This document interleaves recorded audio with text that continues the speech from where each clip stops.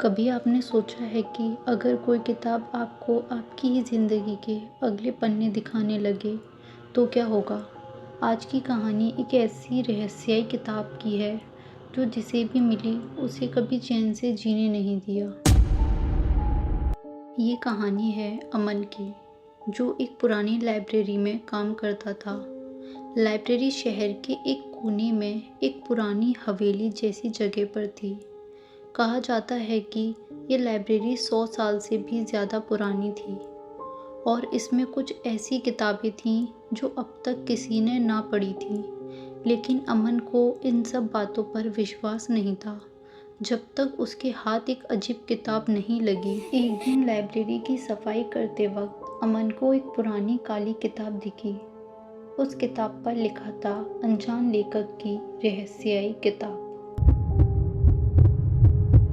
उस किताब का कवर अजीब सा था, जैसे किसी ने हाथ से बनाया हो। जब अमन ने उस किताब को उठाया, उसके हाथ ठंडे पड़ गए, जैसे वो किताब कोई जिंदा चीज़ हो।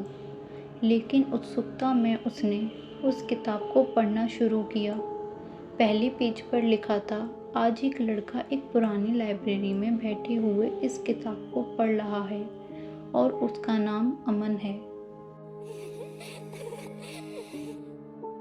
ये देखते ही अमन के होश उड़ गए। ये कैसे हो सकता है? ये तो उसकी अभी की सिचुएशन लिखी हुई थी। क्या ये कोई मजाक था? ये सच में कोई अजीब सी ताकत का काम? अमन ने किताब का अगला पेज पलटा। वहाँ लिखा था, अमन अब लाइब्रेरी के अंदर कोने में एक सेल्फ के पास खड़ा है और उस सेल्फ के पीछे एक सीक्रेट ड्रॉर है। अमन ने ध्यान से देखा और वाकई वहाँ एक सीक्रेट ड्रॉर था।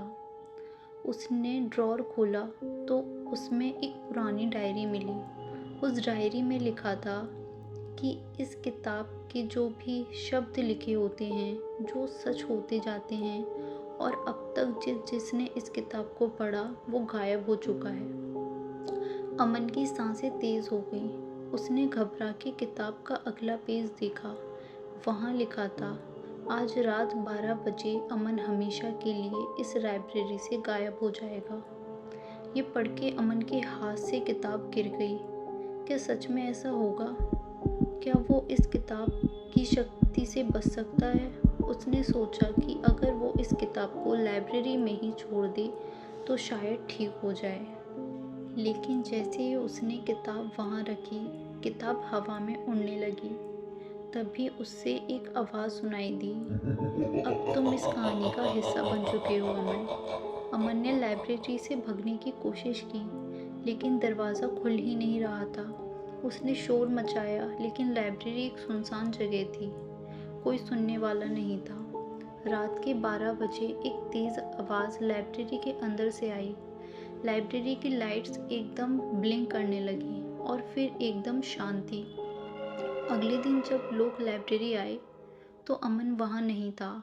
सिर्फ एक किताब वहाँ रखी थी और उस किताब के नए पेज पर लिखा था, अमन अब हमेशा के लिए इस कहानी का एक हिस्सा बन चुका है।